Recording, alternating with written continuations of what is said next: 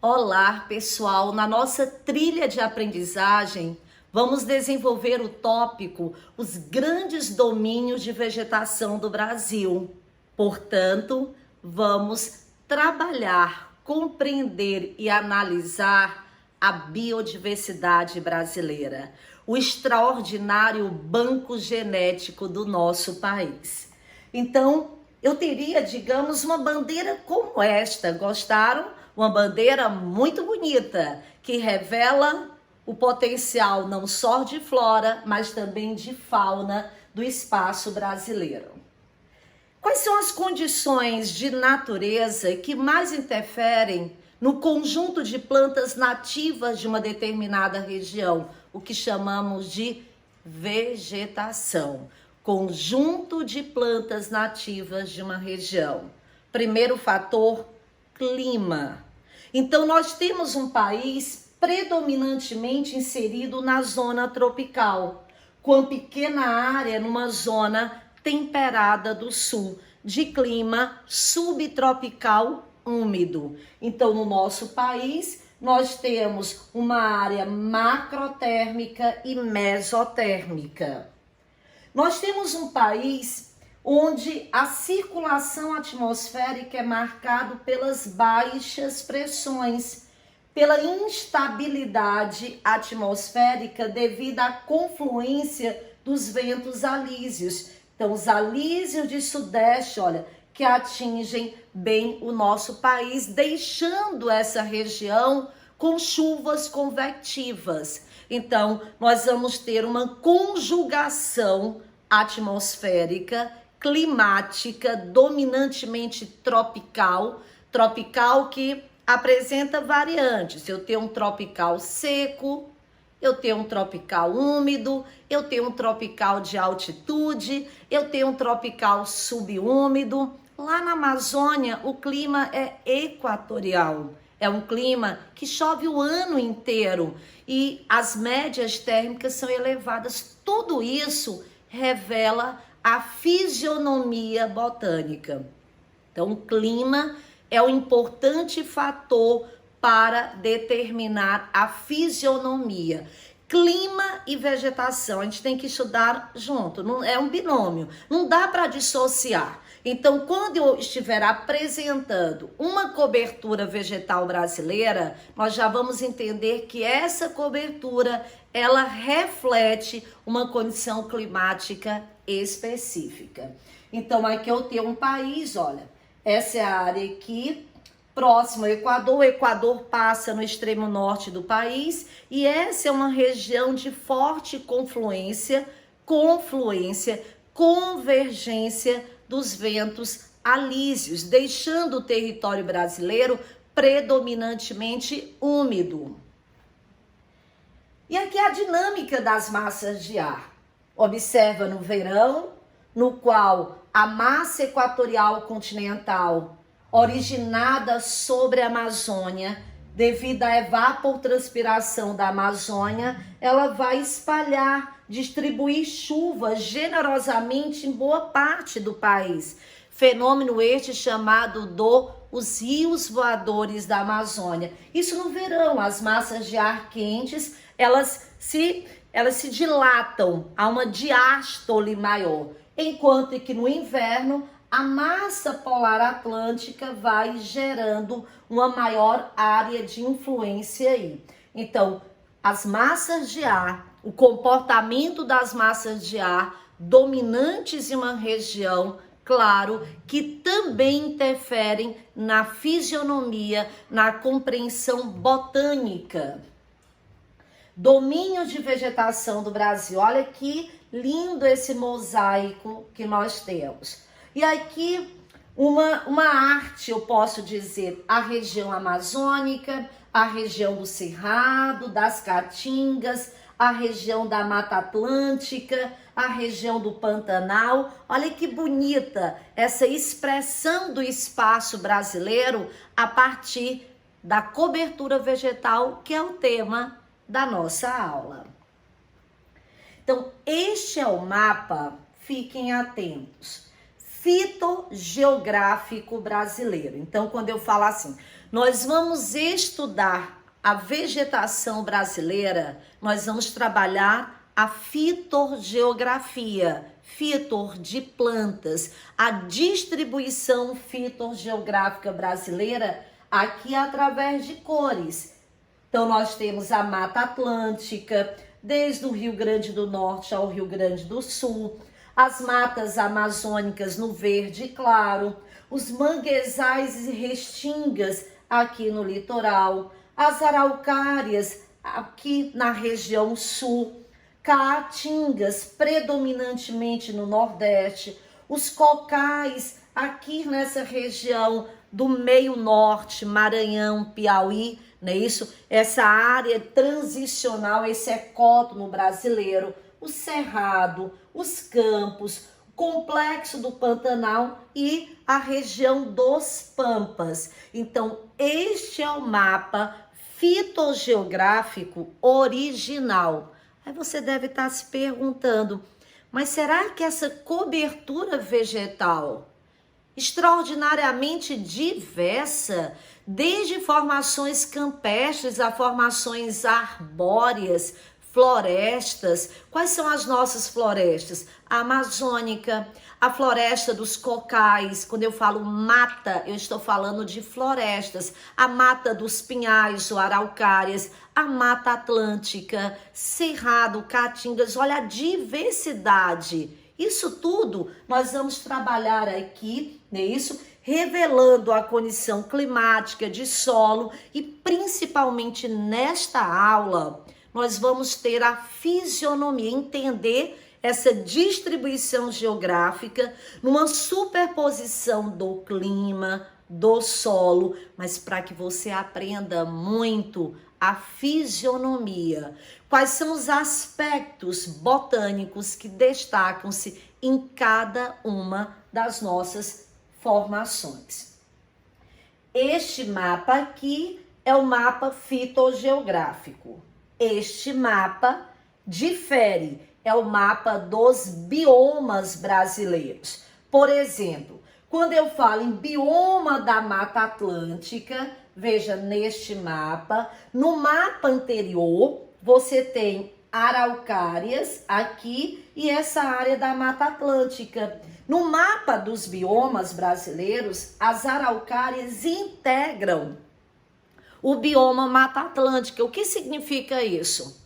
Que quando nós trabalhamos biotas, conjunto de ecossistemas, araucárias é um ecossistema do bioma Mata Atlântica, certo? Então, ficar bem compreendido as diferenças de mapas, analisar os mapas. Este é o mapa fitogeográfico, muito mais dividido, observe, muito mais complexo. Este é o mapa dos biomas. Vamos comigo? Acompanhem, digam, quais são os biomas brasileiros? Vamos aqui. Bioma das pradarias, localizado aqui nos Pampas. O bioma da Mata Atlântica, Caatingas, Cerrado, Pantanal e o bioma amazônico. Esses são os grandes biomas brasileiros. Difere também, esse é o terceiro mapa, de uma configuração de domínios morfoclimáticos. Quando eu coloco o mapa dos domínios, o que você logo, dá uma olhada, o que você logo constata analisando graficamente este mapa?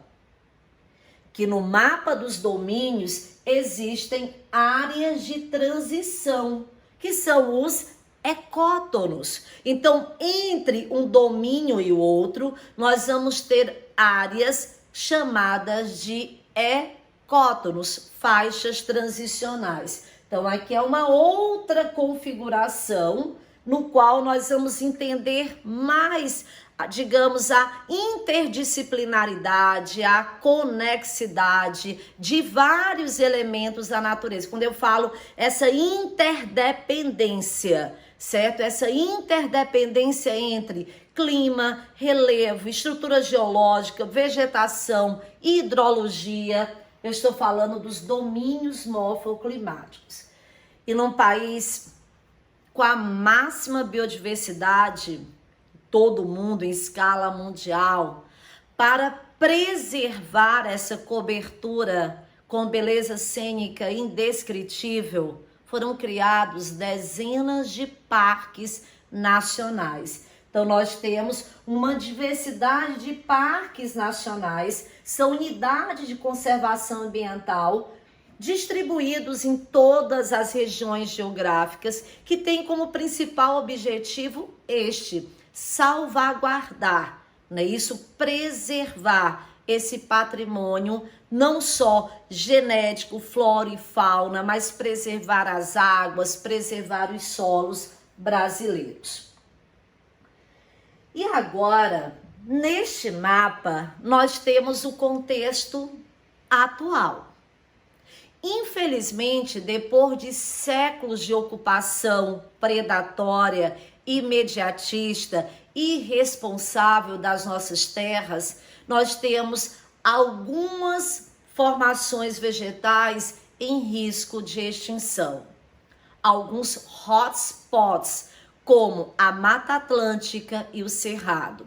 Então, neste mapa, eu tenho exatamente as áreas que já foram ocupadas pelo homem, não é isso? Essas áreas aqui que já estão antropizadas, ou seja, áreas com uma intervenção antrópica maior, que seja pela expansão da fronteira agrícola lá no centro-oeste, que seja pela pecuária bovina extensiva, digamos, no sul do país, na Amazônia, também no centro-oeste, que seja pelo garimpo ou até mesmo pela implantação e pela expansão urbana industrial. Então, são inúmeros fatores, não só o extrativismo mineral, mas a própria exploração madeireira em várias regiões vai fazer com que as intervenções antrópicas já sejam significativas. Aí toda essa parte na cor rosa são áreas intensamente ocupadas pelo homem.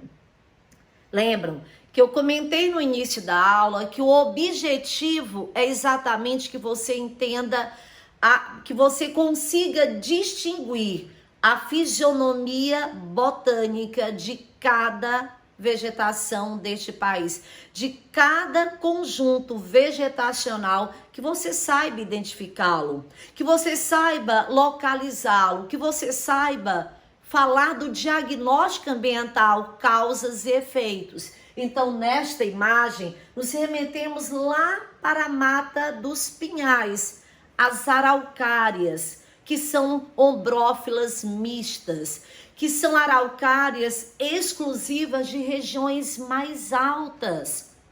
As matas das araucárias, os pinhais, é uma floresta constituída por coníferas, geralmente desenvolvida em solos muito, mas muito férteis na área sul do país, principalmente no sul do país. Nós vamos ter o pinheiro do Paraná, também em pequenas áreas do sudeste, que estejam em regiões mais elevadas. Pronto. E esta área, você saberia me dizer?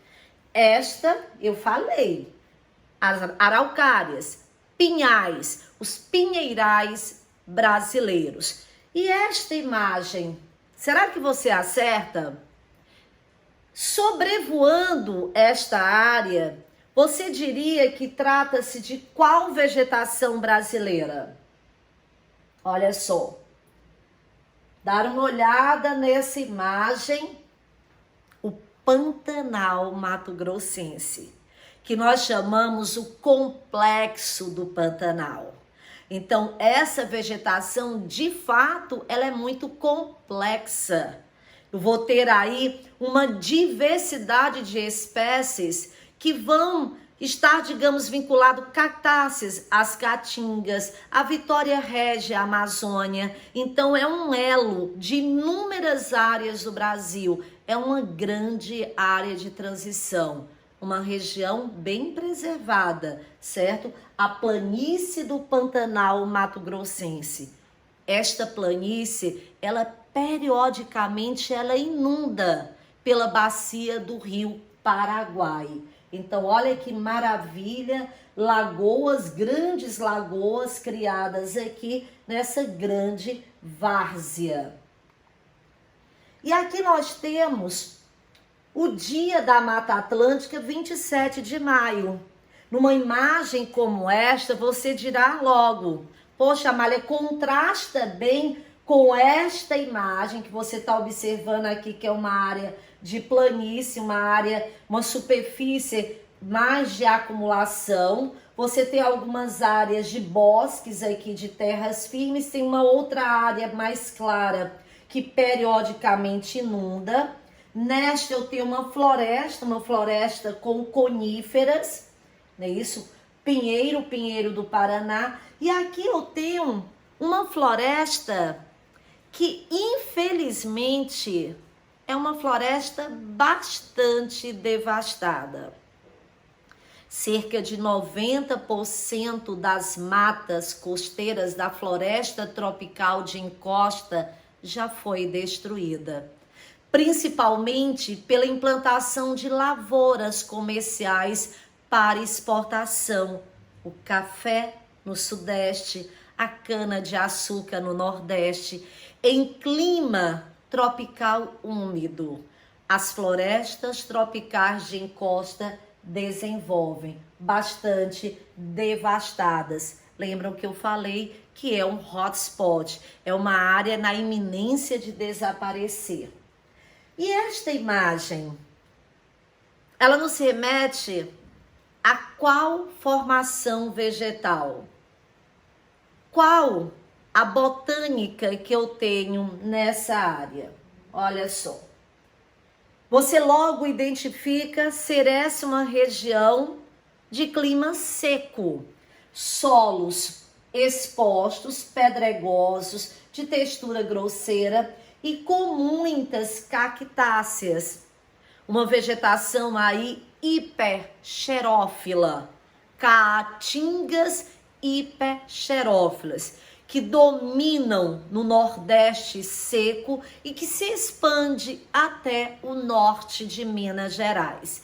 Então aqui eu tenho a riqueza, porque quando eu falo em caatingas, eu estou falando de uma vegetação heterogênea, de uma vegetação constituída por plantas xerófitas, que difere bastante das plantas higrófilas da Amazônia, da Mata Atlântica. Aqui são plantas xerófitas, adaptadas a ambiente seco, com solos litólicos, com solos rasos, com solos pedregosos, com solos pouco desenvolvidos, porque neste ambiente, diferente dos anteriores e dos demais brasileiros, aqui predomina o intemperismo físico nesta cobertura vegetal. Caatingas heterogêneas, são ricas. Existem as caatingas hiperxerófitas e hipoxerófitas. E aqui nesta imagem eu já identifiquei que nós temos uma floresta com palmeiras, chamada de a Mata dos Cocais.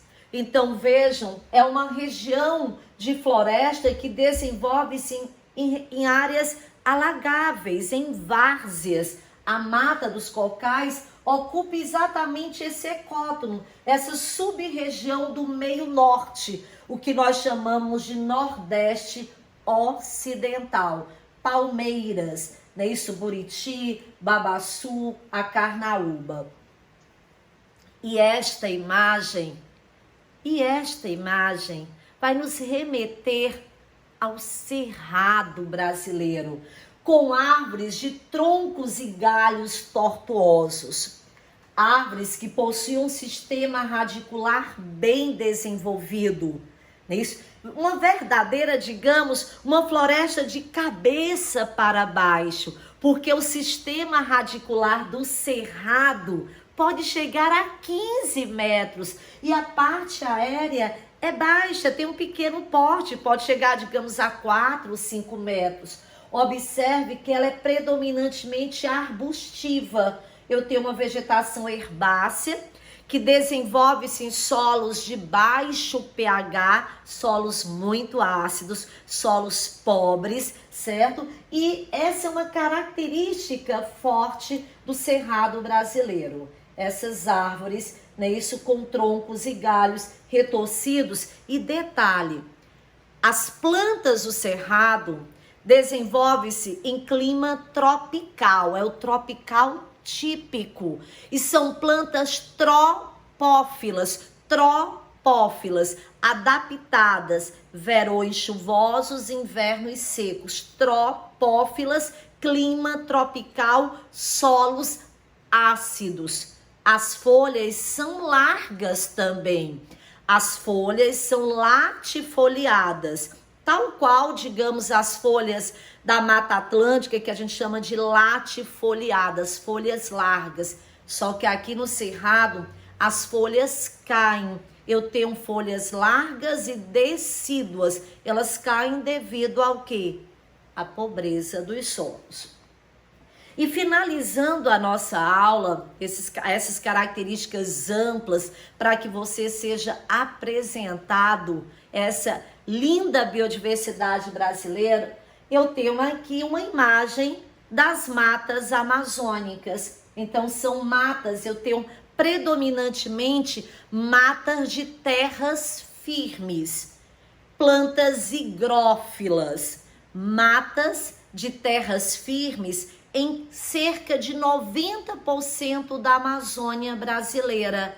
Significará que ela não sofre inundações, que difere das matas de várzeas periodicamente inundadas em solos férteis. Então, na Amazônia, os solos geralmente são muito pobres, são latossolos lixiviados.